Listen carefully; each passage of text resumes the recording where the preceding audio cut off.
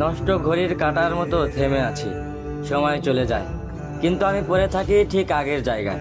চারপাশের মানুষগুলো বদলায়, গল্প বদলায়, শুধু আমি বদলাই না।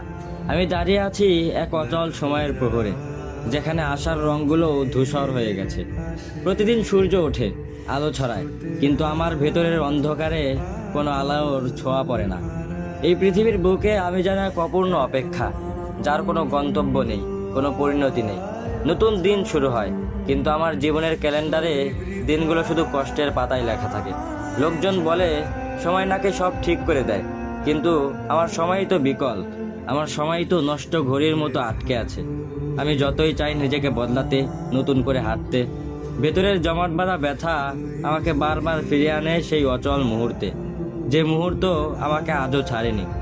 আমি জানি এই থেমে থাকা আমার ইচ্ছার না, আমার অসহায়তার নাম। তবুও বাঁচি এই আশা নিয়ে যে কোনো একদিন আমার নষ্ট ঘড়িটাও আবার চলতে শুরু করবে।